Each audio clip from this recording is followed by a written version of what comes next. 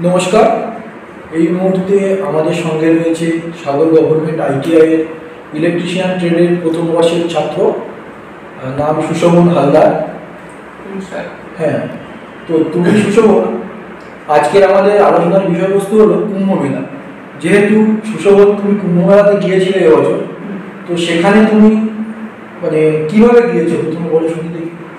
Sir, আমরা পরিকল্পনা করেছিলাম, তো পরিকল্পনাটা অনেক আগে হলে ভালো হতো। যেহেতু আমাদের পরিকল্পনাটা খুব তাড়াতাড়ি হয়ে গেছিলো, ওই জন্য ট্রেনের টিকিট পেতেও খুব সমস্যা হয়।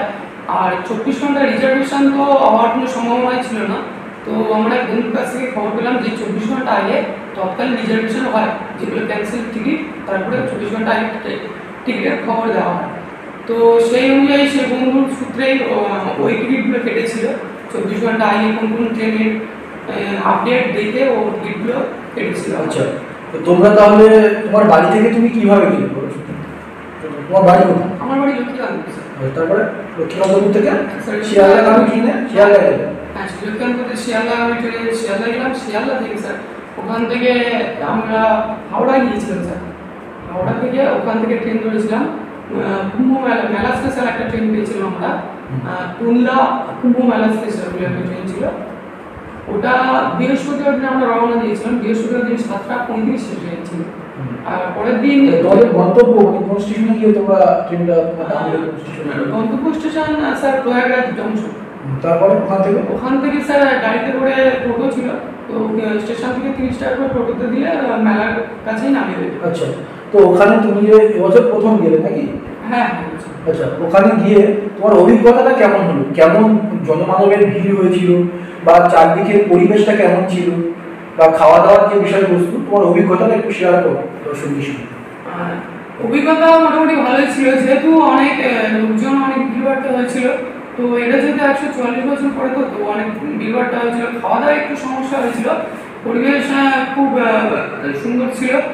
তো খাওয়া দাওয়া যেহেতু অনেকটা হার্ড হয়েছিল, কারণ আমাদের গাড়ি নামিয়ে দিয়েছিল সেখান থেকে আরো 2-3 কিলোমিটার আমরা হেঁটে গিয়েছিলাম।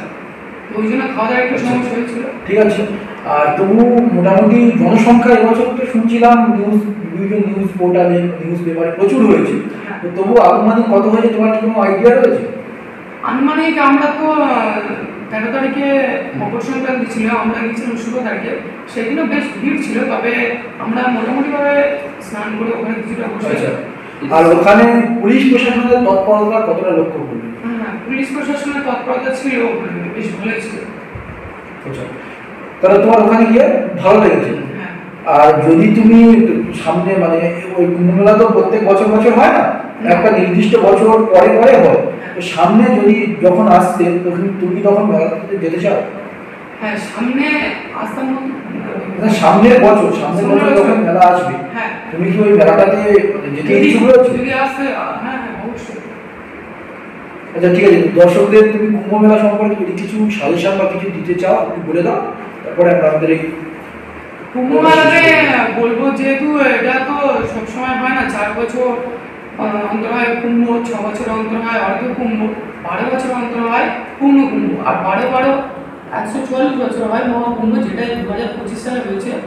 তো কুম্ভ মেলাতে বলবো যে ওখানে স্নানের যেরকম ভিড় হয়, অতটাও মানে যে এখনকার পরিস্থিতি যেরকম, লোক খুব রিস্ক নিয়ে ট্রেনের মধ্যে দিয়ে যাচ্ছে মেলাতে যোগদান করার জন্য। তো এটা বলবো যে এতটা তৎপরতা বা এ দেখানোর কোনো প্রয়োজন নেই। ওটা আমরা বেনারস গেলেও সেই একই নদী বা সেই একই গঙ্গা, যমুনা সরস্বতী, সেই মিলনস্থল যেই জল, সেই গঙ্গা নদী বেনারসের উপর দিয়ে হয়ে গেছে, বেনারসেও স্নান করা যেতে পারে। ঠিক আছে, ধন্যবাদ সুশোভন তোমাকে তোমার অভিজ্ঞতা শেয়ার করার জন্য দর্শকদের সঙ্গে।